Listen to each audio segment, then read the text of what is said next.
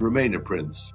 I think the next thing is for King Charles to announce that he has no relationship whatsoever with the Sussexes, and they're no longer members of the royal family as far as he's concerned. While the whole of England eagerly awaits the grand Trooping the Colour ceremony, a dramatic scenario is quietly unfolding. Is Meghan Markle, with her tendency to take center stage and not hesitate to cause controversy, planning to steal King Charles's glory? Amid the tense relationship with the royal family, Meghan's every move becomes suspicious and attracts attention. This confrontation is not only about tradition and respect, but also a fierce battle for power and prominence.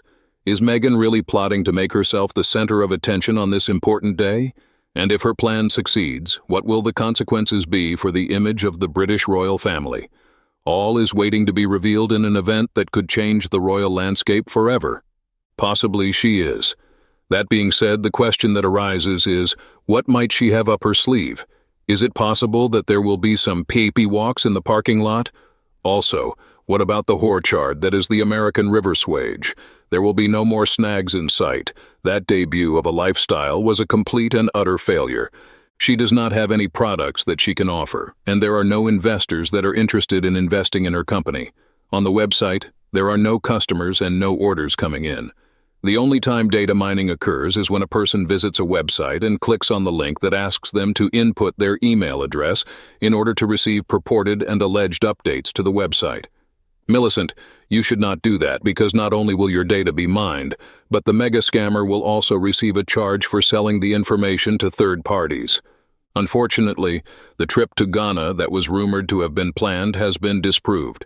It has been brought to the attention of the Ghanaian president himself that the source that is spreading the public relations nonsense that the dastards have been invited to visit the country and that the Ghanaian people are delighted about the approaching visit has been denied.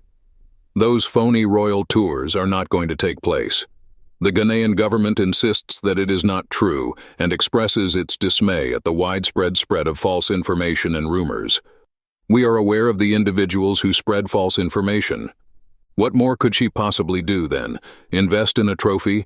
Make an appearance at a conference for women that is so obscure that no one has ever heard of it, and then pay her way in to give a session in which she says nothing that is even remotely relevant or important? Are there any major concerts that she could crash and go to in order to get photographed? Where is the cookery show, by the way? She is about as interesting as a telephone pole in Wichita, and her rapport with guests is just awkward and fake. Word is leaking out that Netflix is pulling the plug on it because the Megazilla is proving to be too diva and difficult to work with on set. Additionally, it is supposedly that the required charm and charisma that are being filmed are just not there. Netflix wants more dirt being dished up on the royals. They'd like that. They weren't betting on a boring and lackluster show on cookery, and the megaliar serving up her masterpieces, which we know won't be by her at all, but rather by renowned chefs doing all the work. Can you tell me about the megatramp's knowledge of cooking? If her life depended on it, she would not be able to boil an egg to a hard boil.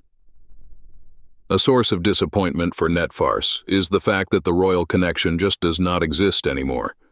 They were hedging and hawing on the culinary show, but now I hear that it's dead in the water like a drowned raccoon. There is no more insider rubbish that needs to be chronicled. So, what other options does she have? Give out trophies at more polo competitions, if you please? Is it possible that more photoshopped fakes of the children who are invisible will be released to the media? Are there any more fashion spreads in magazines? Where can she find additional magazines that are prepared to include her in fashion spreads? Should she be required to purchase them? Wouldn't the money be running out?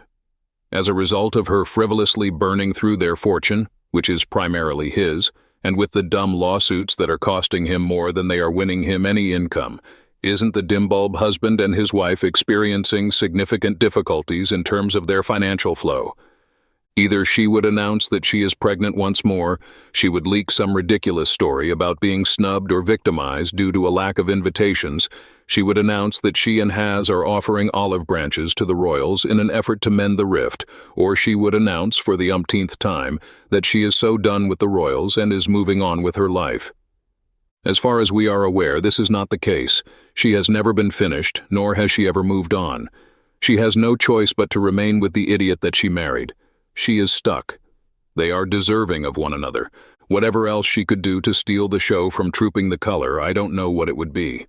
I have a feeling that the dastards are about to run out of road. They are currently in the ditch, searching for someone who might be able to provide them with a battery boost or assist them in obtaining a spare tire.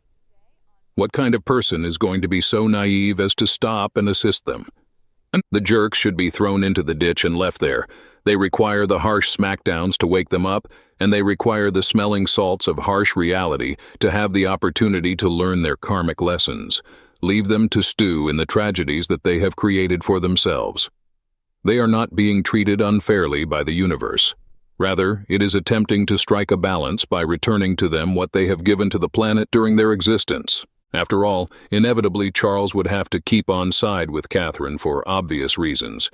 That probably was the last straw for Harry, and would explain the exodus and how the announcement was carried out without Charles or the Queen's prior knowledge.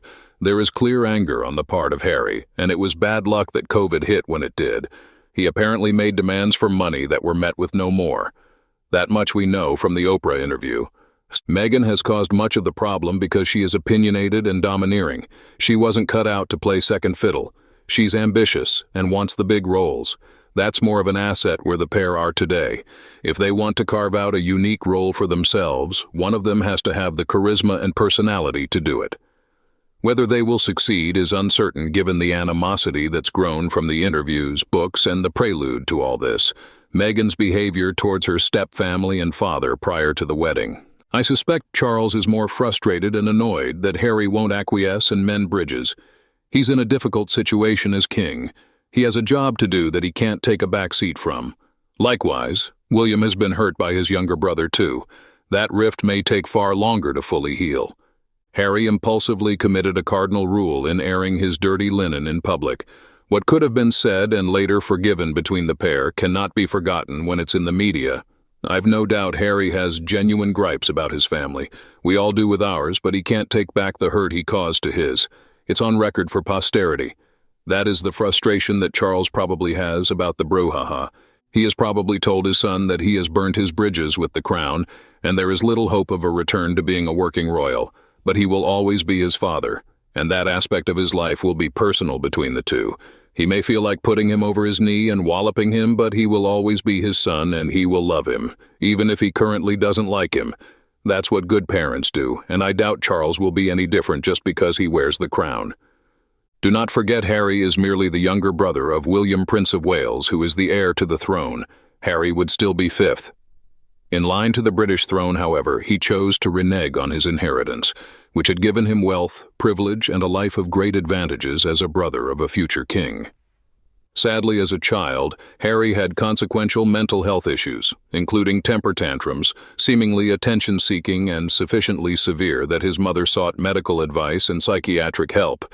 Even Harry's tedious and self-indulgent book admits to his jealousy of his older brother. And it was clear from the book that he has little understanding of loyalty or duty, and that he is still irresponsible, self-indulgent, prone to temper tantrums and childish outbursts. Clearly, Harry is far from bright. I believe Britain is very fortunate that he chose to remove himself from his regal duties, as he clearly lacks either the intellect, good grace, or stability to hold office. That Meghan, who was made so very welcome at all levels of British society, lied and used her color to try to denigrate Britain and the royal household, particularly as it became steadily obvious from her entitled behavior, and viciously unpleasant manipulative efforts and sneering denigration of the family and country that had so clearly welcomed her, highlighted her betrayal of her father and family prior to coming to Britain. What a despicable woman. Well, that's all for today's video. Thank you very much for watching our video, and I want to know what you think about these issues. Please express your opinion in the comments below. Hope you will always be cheerful and happy. Don't forget to support us by liking, sharing, and subscribing to the channel. Goodbye and see you again in the next videos.